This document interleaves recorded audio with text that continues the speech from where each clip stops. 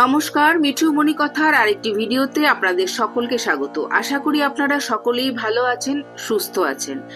আজ 13ই এপ্রিল 29শে চৈত্র 2026 সোমবার, আর আজ নীলষষ্ঠী ব্রত।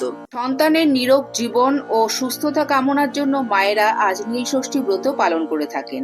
সারাদিন নির্জলা উপবাসের পর সন্ধ্যায় শিবের মাথায় জল ঢেলে ব্রত কথা শুনে তবেই উপবাস ভঙ্গ করেন। বিশ্বাস অনুযায়ী এই ব্রত কথা শুনলে মহাদেব তুষ্ট হন এবং সংসারের অকল্যাণ দূর করেন। এই কাহিনী শ্রবণ করলে মায়েরা তাদের সন্তানের জন্য দীর্ঘায়ু লাভের বর আশা করে থাকেন। ব্রাহ্মণ চলুন শুরু করা যাক আজকের তারা অতি ভক্তি করে সমস্ত বার ব্রত পালন করতেন, তবুও তাদের সন্তান একটাও বাঁচে না। তাদের মনে এই ধারণা হলো যে এই সব বার ব্রত করে কিছু লাভ নেই, আসলে সমস্তটাই মিথ্যে। এই বলে তারা সবকিছু ছেড়ে ছুড়ে দিয়ে দুজনে কাশী চলে গেলেন।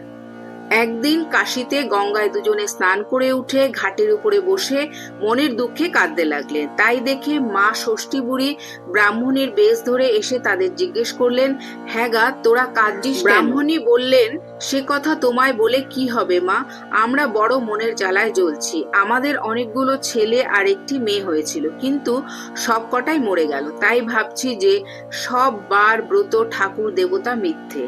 আমরা তো কোনো বার ব্রত বাদ দিইনি, তবে কেন আমাদের সব সন্তান মরে গেল? মা ষষ্ঠী বললেন, দেখো বাছা, তোমরা সব বার ব্রত করো বলে মনে বড় অহংকার ছিল, সেই জন্যে সব মরে গেছে। শুধু কি আর বার ব্রত করলেই হয়? ভগবানের উপর বিশ্বাস থাকা চাই, মন পবিত্র থাকা চাই, সবার কাছে নিচু হওয়া চাই, এক মনে মা ষষ্ঠীকে ডাকা চাই, তবে হয়। তখন ব্রাহ্মণী বলল, তাহলে আমাদের উপায় কি হবে মা? মা ষষ্ঠী জিজ্ঞাসা করলেন, তোরা কি নীল ষষ্ঠী করেছিস? ব্রাহ্মণী বলল, সে কি মা, কই ও ব্রত তো আমরা জানি না। তখন মা ষষ্ঠী বললেন, সমস্ত চৈত্র মাস সন্ন্যাস করে শিব পুজো করবে, তারপর সংক্রান্তির আগের দিন সমস্ত দিন উপোস করে সন্ধ্যার সময় নীলাবতীর পুজো করে নীলকণ্ঠ শিবের ঘরে বাতি জ্বেলে দিয়ে মা ষষ্ঠীকে প্রণাম করে তবে জল খাবে। ওই দিনকে ষষ্ঠীর দিন বলে যারা নীল ষষ্ঠী করে তাদের ছেলে মেয়ে কখনোই অল্প বয়সে মরে না। এই কথা বলে মা ষষ্ঠী অদৃশ্য হয়ে গেলেন। তারপর ব্রাহ্মণ ব্রাহ্মণী দেশে ফিরে গিয়ে খুব ভালো করে নীল ষষ্ঠীর পুজো আরম্ভ করলো। এরপর তাদের যতগুলো ছেলে মেয়ে হলো সবাই দিব্যি বেঁচে রইল। পাড়ার সকলে ব্রাহ্মণীর সুখ দেখে আর ওই নীল ষষ্ঠীর ব্রত জানতে পেরে সবাই নীল ষষ্ঠীর ব্রত করতে লাগলো।